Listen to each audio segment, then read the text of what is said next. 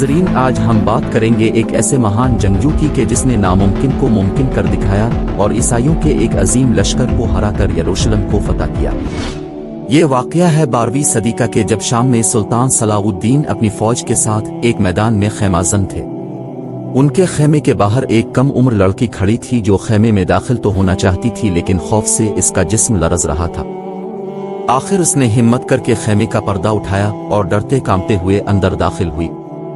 इसके सामने वक्त का सुल्तान बैठा था। सुल्तान ने लड़की को देखा और पूछा, तुम्हारे आने का मकसद क्या है? लड़की ने डरते डरते कहा, मैं आपसे एजाज मांगने आई हूँ। एजाज उस शहर का नाम है जिसे सुल्तान ने 38 दिन की लड़ाई और हजारों जानों की कुर्बानी के बाद फतह किया था। हत्ता कि इस शहर के लिए सुल्तान सलाउद्दीन ने अपनी जिंदगी भी खतरे में डाल दी थी, फिर भी वो इस लड़की को इनकार नहीं कर सके। उन्होंने कहा, अगर तुम एजाज मांगती हो तो ये इलाका तुम्हारा हुआ। ये कहा और उस लड़की को बहुत सी दौलत देकर अपने खेमे से रुखसत कर दिया। सुल्तान जानते थे कि इस लड़की को उनके दुश्मनों ने भेजा है, फिर भी उन्होंने लड़की की बात मान ली, क्योंकि ये लड़की सुल्तान के मोहसिन नूर-उद-दीन जंगी की बेटी थी। वही नूर-उद-दीन जंगी जिन्होंने ख्वाब में नबी पाक सल्लल्लाहु अलैहि वसल्लम का दीदार किया था और अब सल्लल्लाहु अलैहि वसल्लम की कब्र मुबारक तक सुरंग लगाने की नापाक जसारत करने वाले 2 यहूदियों को कत्ल कर दिया था। और जंगी की बेटी जिस सुल्तान से एजाज शहर मांगने आई थी, वो भी कोई मामूली इंसान नहीं था। इसका नाम सलाउद्दीन यूसुफ था, जिसे दुनिया सुल्तान सलाउद्दीन अयूबी के नाम से जानती है। हम आज आपको तारीख के इसी नाकाबिले फरामोश किरदार सुल्तान सलाउद्दीन अयूबी की बायोग्राफी दिखा रहे हैं। सुल्तान अयूबी ने जिस तरह एजाज शहर एक लड़की के हवाले कर दिया था, उन्हें अपनी सल्तनत इस तरह प्लेट में रख कर नहीं मिली थी, बल्कि इसके लिए हर कदम पर जंग और जदल का सामना करना पड़ा था। सलाउद्दीन अयूबी पे दाइशी हुक्मरान नहीं थे, बल्कि उनके चचा शेर को नूर-उद-दीन जंगी के कमांडर थे। इस हैसियत में वो अपने भतीजे को भी हर जंग में अपने साथ ले जाते थे। उस दौर में इस्लामी सल्तनत कई हिस्सों में तकसीम हो चुकी थी। अब्बासी सल्तनत सिर्फ बगदाद तक महदूद रह गई थी। इराक और शाम के ज्यादातर इलाके खुद मुख्तार हुक्मरानों के कंट्रोल में थे, जो हर वक्त आपस में लड़ते रहते थे, जबकि मिस्र पर फातमी खानदान की हुकूमत थी। बैत अल मक़दस समेत फलस्तीन के कई इलाकों पर सलीबियों का कंट्रोल था। इन हालात में नूर-उद-दीन जंगी ने शाम के बेशतर इलाकों पर कब्जा कर लिया। फिर उन्होंने मिस्र की मदद के लिए फौज भेजी तो सलाउद्दीन अयूबी भी इस फौज में शामिल होकर मिस्र चले गए। उस जमाने में मिस्र की हालत ये थी कि करप्शन की वजह से फातमी सल्तनत बहुत कमजोर हो चुकी थी। इख्तियारात खलीफा से ज्यादा वजीरों के कंट्रोल में थे। इन हालात में सलाउद्दीन अयूबी, जो कि अब अपने चचा शेर को की वफात के बाद फौज के कमांडर बन चुके थे, उन्होंने फातमी खलीफा को हुकूमत से हटा दिया। वो खुद मिस्र पर हुकूमत करने लगे। मिस्रियों ने कभी इतना सखी हुक्मरान नहीं देखा था। सलाउद्दीन ने मिस्र का गवर्नर बनते ही कायरा का सारा खजाना गरीब अवाम में तकसीम कर दिया और अपने लिए फूटी कौड़ी भी नहीं रखी। सलाउद्दीन अयूबी शायद मिस्र के गवर्नर की हैसियत से ही जिंदगी गुजार देते, लेकिन नूर-उद-दीन जंगी के इंतकाल ने उनकी जिंदगी में एक इनकलाब बर्पा कर दिया। साजिशी दरबारियों ने जंगी खानदान की सल्तनत आपस में तकसीम कर ली। जब सलाउद्दीन अयूबी ने यह सूरत हाल देखी तो उन्होंने मिस्र को एक अलग सल्तनत में तब्दील कर दिया और खुद उसके सुल्तान बन गए। फिर उन्होंने जंगी के साजिशी उमरा को सबक सिखाने का फैसला किया और शाम पर हमला कर दिया। उनकी ख्वाहिश तो थी कि नूर-उद-दीन जंगी का बेटा उनका साथ दे, लेकिन जाहिर है वो साजिशी उमरा के हाथों में खेल रहा था, इसलिए सलाउद्दीन अयूबी की उससे ना बन सकी। अयूबी ने जल्द ही दमिश्क फतह कर लिया और मिस्र से लेकर शाम तक एक बड़े इलाके के हाकिम बन गए। सुल्तान अयूबी रहमदिल, सखी और बहादुर तो थे ही, लेकिन उनकी सबसे बड़ी खूबी ये थी कि उनका दिल बहुत बड़ा था।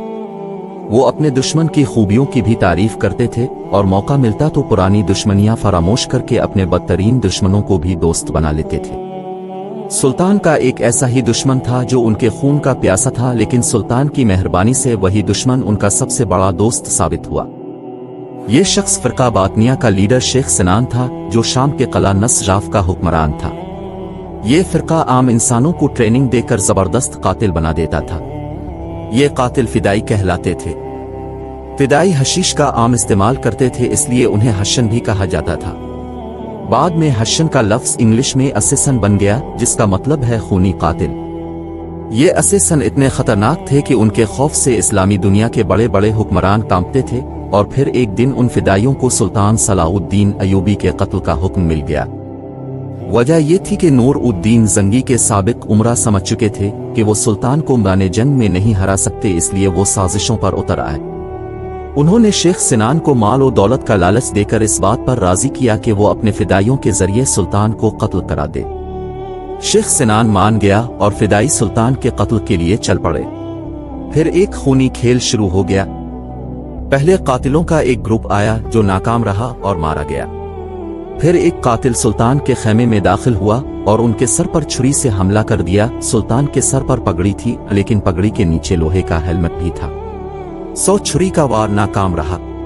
सुल्तान के मुहाफिजों ने फिदाई को कत्ल कर दिया, लेकिन वो फिदाई कत्ल हुआ तो एक और आ गया, वो मारा गया। फिर तीसरा आया, वो भी मारा गया। लेकिन सुल्तान समझ गए थे कि जब तक शेख सिनान का खात्मा नहीं होगा, उनकी जिंदगी पर यह तलवार लटकती रहेगी। चुनांचे वो एक बड़ी फौज लेकर निकले। उन्होंने सयाफ का मुहासरा कर लिया जहां शेख सिनान मौजूद था, लेकिन शेख सिनान को इस हमले की कोई परवाह नहीं थी। फिर एक रात एक अजीब वाकया हुआ जिसने सारे मामले का रुख ही बदल दिया। हुआ यूं कि सुल्तान अपने खेमे में सो रहे थे कि अचानक वो नींद से जाग उठे। उन्होंने देखा खेमे के चिराग बुझ चुके थे और खेमे में कोई और भी मौजूद था।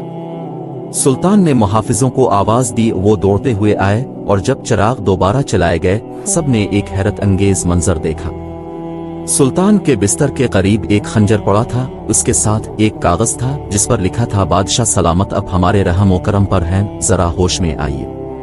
सुल्तान बहुत हैरान हुए और उनके हुक्म पर मुहाफिजों ने खेमे के गिर्द जायजा लिया तो एक शख्स के कदमों के निशानात कुछ दूर तक दिखाई दिए, लेकिन कोई पकड़ा नहीं जा सका।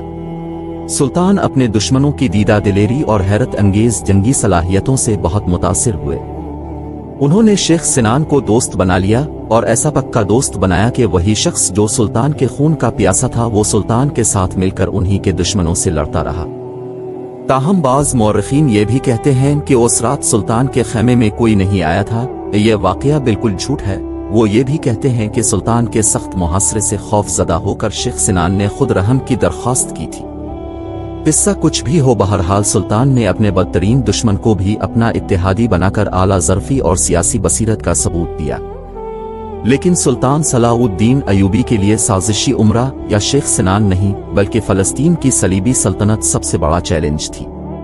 सलीबियों ने 1099 में बैत अल मक़दस पर कब्जा कर लिया था। उनकी हुकूमत को एक सदी होने को आई थी, लेकिन वो इलाके की बाकी सल्तनतों के साथ अमन व अमान से रहने पर तैयार नहीं थे। सुल्तान ने इनसे सुलह की कई कोशिशें की, क्योंकि वो सबके साथ पुरअमन तरीके से रहना चाहते थे। वो तो आपस में लड़ने वाली मुसलमान सल्तनतों को भी मुत्तहिद करना चाहते थे। सुल्तान को सलीबियों और मुसलमान हुक्मरानों दोनों से ही जंगें लड़ना पड़ी, लेकिन हकीकत में वो दोनों ही से अमन के मुआहदे करना चाहते थे। एक तरफ तो उन्होंने सलीबियों से सुलह के मुआहदे किए, तो दूसरी तरफ मुसलमान हुक्मरानों की एक कॉन्फ्रेंस भी मुनक़िद कराई। इस कॉन्फ्रेंस में तय पाया कि ये हुक्मरान अब एक दूसरे के खिलाफ तलवार नहीं उठाएंगे। इन मुआहदों से सुल्तान को इत्मीनान हो गया था कि अब खित्ते में दोबारा जंग नहीं होगी, लेकिन सलाउद्दीन अयूबी के दुश्मन जल्द ही सुलह के मुआहदे तोड़ने लगे। खास तौर पर मूसल का हुक्मरान बार बार सलीबियों के साथ मिलकर सुल्तान के खिलाफ साजिशें शुरू कर देता था। सुल्तान ने मूसल के हुक्मरान को साजिशों की सख्त सजा दी और शहर का मुहासरा कर लिया। आखिर मूसल के हुक्मरान ने भी सुल्तान से एक मुआहदे के तहत अमन कायम कर लिया था। हम सलीबी अपनी ताकत के ज़ूम में सुल्तान के साथ मुस्तकिल सुलह नहीं चाहते थे। चुनांचे 1177 में सुल्तान ने फौज जमा की और मिस्र से निकलकर फलस्तीन पर हमला कर दिया। शुरू में उन्हें बहुत कामयाबी मिली और उन्होंने कई किले फतह भी कर लिए, लेकिन उन किलों की हिफाजत के लिए काफी फौज पीछे छोड़ना पड़ी। चुनांचे जब वो फलस्तीनी शहर रमल्ला के करीब पहुंचे तो उनकी फौज आधी भी नहीं रही थी। सलीबियों ने इस सूरत हाल का फायदा उठाया और 25 नवंबर 1177 को सलाउद्दीन अयूबी पर अचानक हमला करके उन्हें पीछे हटने पर मजबूर कर दिया। ये पहला मौका था कि सुल्तान सलाउद्दीन अयूबी को मैदान जंग में नाकामी हुई थी, लेकिन असल सुल्तान वही होता है जो नाकामी से भी सबक सीखे। इस जंग के बारे में सुल्तान ने खुद दमिश्क में अपने भाई तोरान शाह को खत लिखा। सुल्तान ने लिखा, हम बड़ी मुश्किल से जान बचाकर आए हैं, खुदा को हमसे कोई बेहतर काम लेना था जो बचा लिया। सुल्तान को अपनी शिकस्त का हिसाब बराबर करने का मौका जल्द ही मिल गया। हुआयूं के रमला में कामयाबी हासिल करके सलीबी ये समझने लगे कि सुल्तान अब अपनी सल्तनत का दिफा नहीं कर सकते, इसलिए बैत अल मक़दस के सलीबी हुक्मरान बैड-वन-फॉर ने दमिश्क पर चढ़ाई कर दी। लेकिन वो गलती पर था, क्योंकि सुल्तान सलाउद्दीन अयूबी की ताकत में कोई कमी नहीं आई थी, उन्हें सिर्फ वक्ती तौर पर कम तादाद की वजह से पीछे हटना पड़ा था। लेकिन बैड-वन-फॉर के हमले के जवाब में अब वो अपनी पूरी फौज जमा कर चुके थे। 10 जून 1179 को जब दोनों फौजें आमने सामने आई तो सलाउद्दीन अयूबी ने अपने फौजियों के सामने एक जबरदस्त तकरीर की।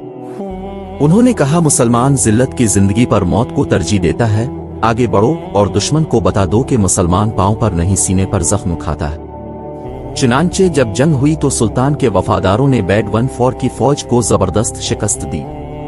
शिकस्त खुर्दा बैड-वन ने सुलह की दरख्वास्त की। सुल्तान चाहते तो दुश्मन की शिकस्त और कमजोरी का फायदा उठाकर फलस्तीन को उसी वक्त दुश्मन से छीन सकते थे।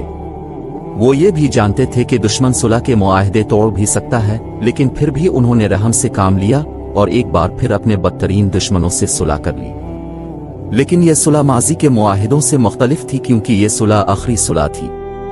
सुलह के बाद चंद साल तो सुकून से गुजर गए। बैड-वन-फॉर 1185 तक जिंदा रहा और वो सुलह के मुआहदे पर भी अमल करता रहा, लेकिन कोढ़ के मर्ज की वजह से इसकी मौत हो गई, जिसके बाद बैत अल मक़दस की सलीबी सल्तनत भी उमरा की साजिशों का शिकार होने लगी। इस दौरान बैत अल मक़दस में गाय ऑफ लिव्ज़ैनन की हुकूमत आ गई कि जो मुसलमानों का खुला दुश्मन था। उसने मुसलमानों के खिलाफ फिर कार्रवाइयां शुरू कर दी। एक सलीबी सरदार रेनॉल्ड ने मुसलमानों को तंग करना शुरू कर दिया। ये सरदार इस हद तक चला गया कि इसने मदीना मुनव्वरा में नबी अकरम सल्लल्लाहु अलैहि वसल्लम के रोज़ा मुबारक को तबाह करने का इरादा कर लिया। उसने सिर्फ इरादा ही नहीं किया, बल्कि इसने अपने बहरी जहाज़ों के जरिए अरब साहली इलाकों पर हमले भी करवाए, लेकिन सुल्तान के बहरी जंगी जहाज़ों ने रेनॉल्ड के बहरी बेड़े को तबाह करके ये नापाक मंसूबा नाकाम बना दिया। लेकिन रेनॉल्ड अपनी हरकतों से बाज नहीं आया। उसने मिस्र और शाम के दरमियान सफर करने वाले मुसलमानों के काफिलों को लूटना शुरू कर दिया। सिर्फ तिजारती काफिलों को ही नहीं, बल्कि हाजियों के एक ऐसे काफिले पर भी हमला कर दिया जिसमें सुल्तान की बहन भी शामिल थी। काफिले को तो लूट लिया गया, लेकिन सुल्तान की बहन किसी न किसी तरह दुश्मन से बचकर सुल्तान के खैमे में पहुंची और काफिले पर बीतने वाले जुल्म का हाल बयान किया। काफिले पर जुल्म का हाल सुनकर और अपनी बहन की बेइज्जती पर गैरतमंद भाई का खून खौल उठा। सुल्तान ने कसम खाई कि वो रेनॉल्ड को अपने हाथों से कत्ल करेंगे। बहरहाल अब सुल्तान ने अपने तमाम इत्तेहादियों और गवर्नरों को खत लिखे और उन्हें कहा कि वो फौज लेकर सुल्तान की मदद को पहुंचे, क्योंकि अब सलीबियों के खिलाफ जंग का वक्त आ चुका। चुनांचे मिस्र और शाम समेत कई मुसलमान ममालिक से बड़ी तादाद में फौजें दमिश्क पहुंचने लगी, जिसे सुल्तान ने उस वक्त अपना दारुल खिलाफा बना रखा था। सुल्तान ने फौज जमा की और सलीबियों के ज़ेर कंट्रोल शहर किब्रिया अलिफ टाइबरस का मुहासरा कर लिया। जवाब में रेनॉल्ड ने भी जंग की तैयारियां शुरू कर दी। वो गाय ऑफ लिव्ज़ैनन का गहरा दोस्त भी था, इसलिए गाय भी अपनी फौज के साथ मैदान में आ गया। उसने सुल्तान अयूबी से सुलह का मुआहिदा भी तोड़ दिया। कहा जाता है कि बैत अल मक़दस पर सलीबी कब्जे के बाद से सलीबियों ने इतनी बड़ी फौज जमा नहीं की थी जो सुल्तान अयूबी के मुकाबले पर आई। रेनॉल्ड और गाय की मुत्तहिदा फौज ने सुल्तान की तरफ पेश कदमी शुरू की। सुल्तान ने सलीबियों को फैसला कुन शिकस्त देने के लिए हतीम का इलाका चुन लिया। इस इलाके में पानी के चंद एक ही चश्मे थे और ज्यादातर इलाका बंजर और वीरान था। सुल्तान की फौज पानी के चश्मों के पास ठहर गई, जबकि सलीबी फौज को सुल्तान तक पहुंचने के लिए 20 किलोमीटर के एक ऐसे इलाके से भी गुजरना था जहां पानी ही नहीं था। कुछ सलीबी कमांडर ये कह रहे थे कि आगे बढ़ने में खतरा है क्योंकि उन्हें फौज के लिए पानी नहीं मिलेगा, लेकिन गाय ने उनकी बात ना मानी, क्योंकि इसे एतमाद था कि जंग में इसे कोई नहीं हरा सकता। इसके इस यकीन की वजह थी सल्बे आजम आट्रू क्रॉस। जी हाँ, सलीबियों के पास एक बहुत बड़ी सलीब थी जिसमें लकड़ी का एक टुकड़ा नुमाया था। सलीबियों का अकीदा था कि यह टुकड़ा उसी असल सलीब का है जिस पर हजरत ईसा को रोमियों ने मसलूब किया था। सलीबी फौज सलीब ए आजम को 20 बार मैदान में जंग में लेकर गई थी और हर बार फतह हासिल की थी। गाय और उसके साथी समझते थे कि सलीब ए आजम की मौजूदगी में ये जंग भी वही जीतेंगे اس لیے انہوں نے راستے کی ساری مشکلات کو نظر انداز کر دیا، لیکن یہ ان کی سب سے بڑی بھول تھی۔ یہ فوج جیسے جیسے آگے بڑھتی گئی گرمی اور پیاس کی شدت سے بے حال ہوتی گئی۔ چنانچہ جب یہ فوج سلطانی لشکر کے سامنے پہنچی تو تھکن اور پیاس سے نڈھال ہو چکی تھی۔ جب رات ہوئی تو سلطانی فوجیوں نے صلیبیوں کے کیمپ میں گھس کر گھوڑوں کی گھاس کے گٹھوں کو آگ لگا دی۔ صلیبیوں کے پاس آگ بجھانے کے لیے پانی ہی نہیں تھا، جبکہ آگ کی تپش سے ان کی پیاس اور بھڑک اٹھی۔ آگ اور دھوئیں کی وجہ سے وہ لوگ رات بھر سو بھی نہیں سکے۔ اگلے دن 4 جولائی 1187 کو سلطان نے صلیبی فوج پر حملہ کیا۔ مسلمانوں نے زہریلے تیروں کی بارش کر کے سینکڑوں صلیبی ہلاک کر دیے، پھر فوجی دستے آگے بڑھے اور دشمنوں پر ٹوٹ پڑے۔ صلیبی فوج کے زیادہ تر سپاہی بغیر لڑائی کے ہی میدان میں جنگ سے فرار ہو گئے، جو باقی رہے ان میں مقابلے کی طاقت ہی نہیں تھی، اس لیے وہ آسانی سے پکڑے گئے۔ صلیب اعظم بھی مسلمانوں کے قبضے میں چلی گئی۔ رینالڈ اور گائے دونوں جنگی قیدی بنے۔ صلیبی لشکر کے سپاہی پیاس سے ہانپ رہے تھے۔ سلطان نے انہیں پانی پلانے کا حکم دیا۔ گائے کو تو ٹھنڈا عرق کا گلاب پلایا، لیکن رینالڈ کو بدعہدی کی بھرپور سزا دی۔ سلطان نے اپنے ہاتھوں سے اس کا سر قلم کر دیا۔ یہ دیکھ کر گائے ڈر گیا کہ اب اس کی باری ہے، لیکن سلطان نے اسے اطمینان دلاتے ہوئے کہا، بادشاہوں کو قتل نہیں کیا کرتے۔ اب سلطان بیت المقدس کی طرف بڑھے۔ شہر کا حکمران تو پہلے ہی ان کی قید میں تھا، انہیں امید تھی کہ شہر آسانی سے فتح ہو جائے گا، لیکن صلیبیوں نے سلطانی فوج کا 1 ہفتے سے زیادہ عرصے تک ڈٹ کر مقابلہ کیا اور دونوں طرف سے بھاری جانی نقصان ہوا۔ سلطانی لشکر نے آگ کے گولوں کی بارش کر کے دیواروں میں شگاف پیدا کر دیے۔ صلیبی لشکر کو خوف ہوا کہ اگر مسلمان شہر پر قابض ہو گئے تو کہیں ان کے بیوی بچوں کو غلام ہی نہ بنا لے۔ چنانچہ انہوں نے لڑائی کا ارادہ چھوڑ کر سلطان کے رحم کو پکارا، اور سلطان نے بھی اس پکار کا جواب رحم دلی سے ہی دیا۔ جہاں 88 برس پہلے جب صلیبیوں نے قبضہ کیا تھا تو خون کی ندیاں بہا دی تھی، لیکن جیسے نبی پاک صلی اللہ علیہ وآلہ وسلم نے فتح مکہ کے موقع پر اپنے بدترین دشمنوں کو معاف کر دیا تھا، اسی طرح فاتح بیت المقدس نے بھی اپنے دشمنوں کو معاف کر دیا۔ انہوں نے شرط عائد کی کہ ہر عیسائی مرد 10 دینار اور عورت 5 دینار ادا کرے اور آزادی حاصل کر لے۔ جو ایسا نہ کر سکے اسے غلام بنا لیا جائے گا۔ دلچسپ بات یہ ہے کہ صلیبیوں کے مذہبی رہنماؤں نے فوری طور پر یہ رقم ادا کی اور زندہ سلامت نکل گئے۔ مذہبی رہنماؤں کا لیڈر تو ہیرے جواہرات سے لدے صندوق بھی سلطانی فوج کے سامنے لے کر چلا گیا، لیکن اتنی دولت دے جانے والے اپنے پیچھے غریبوں کو چھوڑ گئے تھے جن کا فدیہ دینے والا کوئی نہیں تھا۔ یہ صلیبی خوفزدہ تھے کہ سلطان کے فوجی انہیں غلام بنا لیں گے، لیکن سلطان کا رحم صرف امیروں کے لیے نہیں تھا، انہوں نے غریب صلیبیوں کو مفت آزادی بخش دی۔ کچھ صلیبی تو سلطان کے سلوک سے متاثر ہو کر اسی شہر میں ٹھہر گئے۔ سلطان صلاح الدین ایوبی کی رحم دلی اور سلوک کا مغرب بھی اعتراف کرتا ہے۔ یوں 2 اکتوبر 1187 کو بیت المقدس پر صلاح الدین ایوبی کا مکمل کنٹرول ہو گیا، یعنی بیت المقدس 88 برس بعد دوبارہ مسلمانوں کے کنٹرول میں چلا گیا۔ سلطان نے گائے آف لفظ اینن کو بھی آزاد کر دیا، لیکن اس شخص نے آزادی کا ناجائز فائدہ اٹھایا اور بیت المقدس سے نکلنے والے صلیبیوں کو ساتھ ملا کر ساحلی شہر کا محاصرہ کر لیا۔ ادھر بیت المقدس صلیبیوں کے ہاتھ سے نکلنے پر سارے یورپ میں کوہرام برپا ہو گیا اور جنگ کی تیاریاں ہونے لگی۔ برطانیہ میں تو صلاح الدین ٹیکس لگایا گیا تھا کہ پیسے جمع کر کے سلطان کے مقابلے کے لیے فوج جمع کی جا سکے۔ یہ اعلان بھی کیا گیا کہ جو لوگ سلطان کے خلاف لڑنے جائیں گے ان کے گناہ معاف ہو جائیں گے۔ جرمنی اور فرانس میں تو خواتین نے اپنے زیور فروخت کر کے پیسے فوج کی مدد کے لیے دیے۔ چنانچہ برطانیہ کا بادشاہ رچرڈ، جسے شیر دل بھی کہا جاتا تھا، وہ فرانس اور جرمنی کی فوجوں کے ساتھ اکا پہنچ گیا۔ رچرڈ نے صلیبی لشکر کی کمان سنبھال لی تھی۔ مسلمان اور صلیبی شدید جنگ میں الجھے تھے۔ اس دوران صلاح الدین ایوبی بری طرح بیمار ہو گئے، جس کی وجہ سے محاذ پر ان کی فوج کا نقصان ہونے لگا۔ سلطان کو محفوظ مقام پر جانے کا مشورہ دیا گیا، لیکن ان کی غیرت نے گوارا نہ کیا کہ وہ اپنے ساتھیوں کو دشمنوں کے رحم و کرم پر چھوڑ کر چلے جائیں۔ اس دوران رچرڈ نے اکا پر حملہ کر دیا، جبکہ بیمار سلطان اکا والوں کی مدد کو نہ پہنچ سکے۔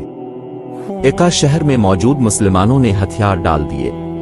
سلطان نے رچرڈ کو پیشکش کی کہ مسلمان قیدیوں کو چھوڑ دیا جائے تو صلیبیوں کی صلیب اعظم انہیں واپس کر دی جائے گی۔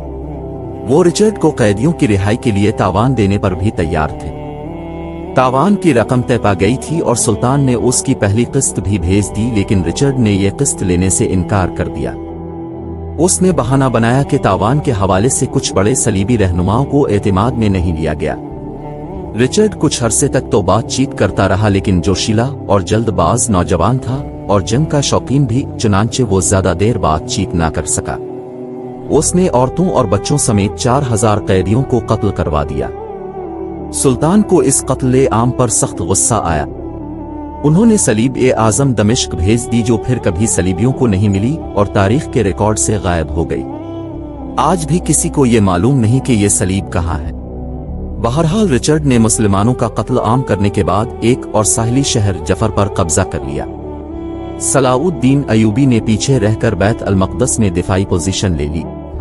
रिचर्ड बैत अल मक़दस तक पहुंचा, मगर उसे फतह किए बगैर वापस चला गया।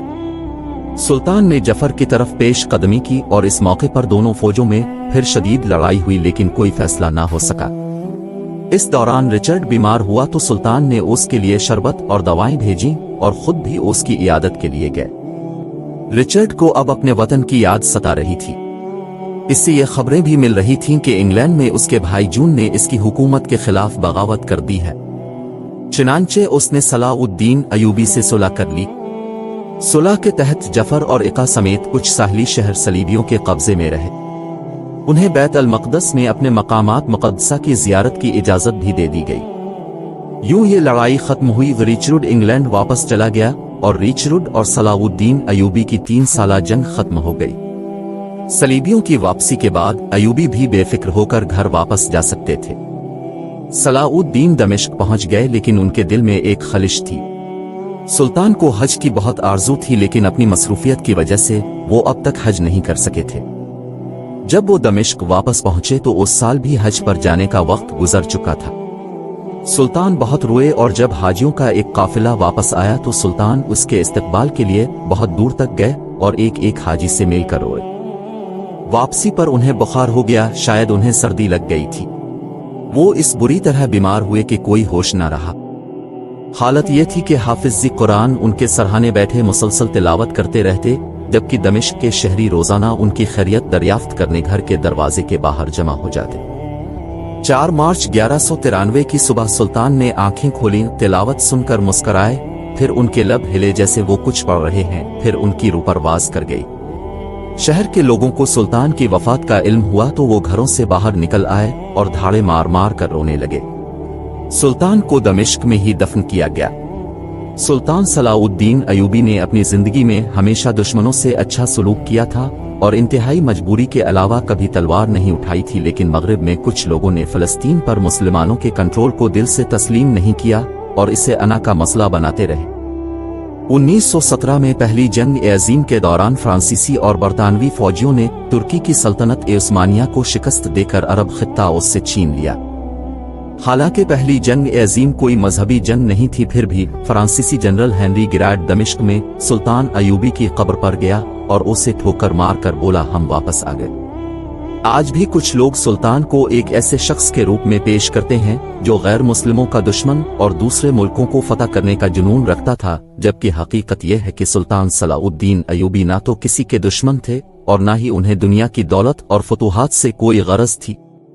वो इन इंसानों में से थे जिन्होंने दूसरों को मुश्किलात से निकाला और जब वो दुनिया से गए तो एक बेहतर दुनिया छोड़कर गए जिसमें हम और आप अमन से रह सकें। अगर वीडियो पसंद आए तो लाइक और सब्सक्राइब कीजिएगा। अल्लाह हाफिज।